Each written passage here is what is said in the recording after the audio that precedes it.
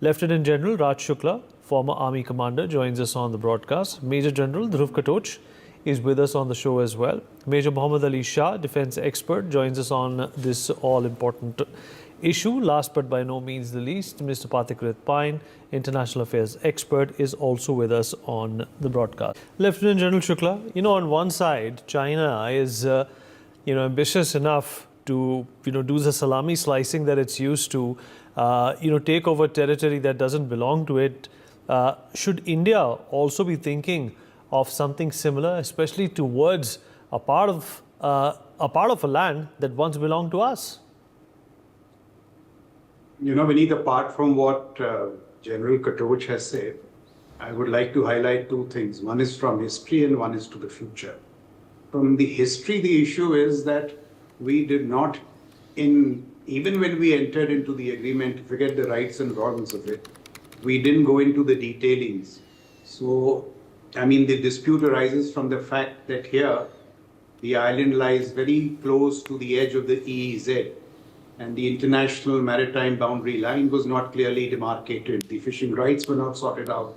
And this problem is going to get only deeper and worse if we don't attend to it. And a good metric to see what could happen is the South China Sea.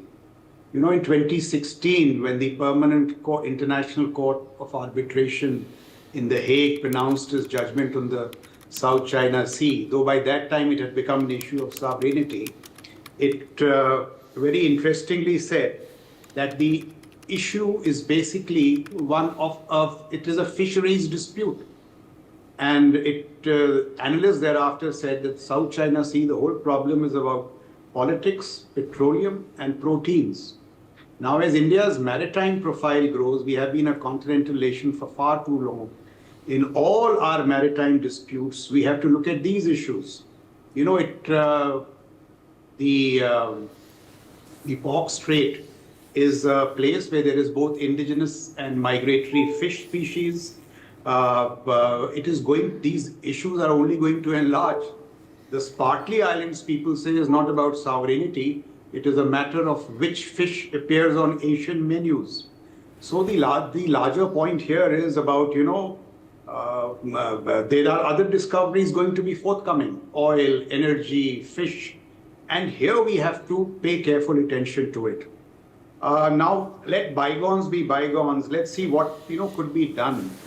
And I think in our context in 2016, we set out a joint working group, which was to resolve it. General Katoch mentioned this issue of, boats being seized by the Sri Lankan Navy, fishing nets not being returned. These are minor problems, but they enlarge into larger issues of sovereignty. We've given our fishermen 5,000 GPS, yet there is unintentional crossing. And we have to be extremely careful or it will enlarge into a larger dispute. And you have to just look into the South China Sea, the East China Sea, why those disputes are growing. In fact, people say that the South China Sea is the next Persian Gulf. So the Pork Strait could become the South China Sea at some point. And therefore, my point is it just is not a matter between the center and the state of, federal legislations, but it could also assume grave international dimensions. And therefore, we must look at it very carefully. One possible resolution with the Sri Lankans, the diplomatic level, would be what Deng proposed. He said, let these sovereignty issues lie low for a while and develop a joint administration between the Indians and Sri Lankans to first sort out the fisheries dispute and then take care of the other issue, So the basic 2 points I want to make, one is from history, that, this so-called magnanimity almost always backfires if you don't go into the detailing of these agreements. And if you have to look at it prospectively, these minor disputes could enlarge into things like the South China Sea. One short point I'd like to make about our coast guards. If you see the experience of what is happening in the South China Sea and the East China Sea, how the Chinese have stepped up their maritime fleets, coast guards, which are tools for maritime coercion and not coastal security. I'm not suggesting that our Coast Guard becomes a tool for maritime coercion, but it definitely needs to be given more teeth so that it can become a solid tool for maritime defense. So in resolution of this dispute, both science-based resolution, naval diplomacy, and giving more teeth to the Coast Guard. All these three things need to be done in my view. Great points there, sir. Appreciate that. Lieutenant General Shukla, in the light of what's going on between Sri Lanka and China, how do you see these historical mistakes, from the current prism of geopolitics in South Asia? See, I'll make two or three quick points. One is, in terms of international diplomacy, the lesson is that there should be no shortcuts, not only parliamentary endorsement, but I believe in the case of this Indira Gandhi Bandar Naike Maritime Agreement of 1974, even assembly approval was not taken. So due process, respecting legislation is extremely important. The second point, while I quite agree with General Katoch's basic argument of India now beginning to think like a big power, coming out of its defensive crouch, what's been done in the Red Sea is, of course, brilliant. I would just like to nuance it. I would say that with our immediate neighbors, we have to be, I would say, not chocolates, but better give and take. Because whatever Sri Lanka, and we should be watchful of what's happening in the Maldives, all this is not innocent. I mean, we know that the Chinese hand is behind it.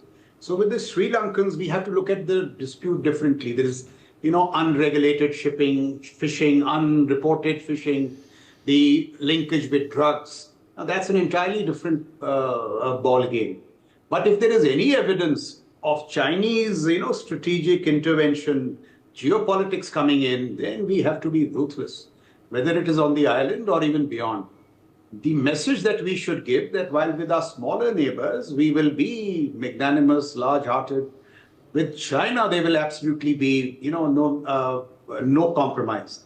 Because if China is showing the guts to come and interfere with our maritime periphery, we really have to stand up. And the earlier we do it, the better.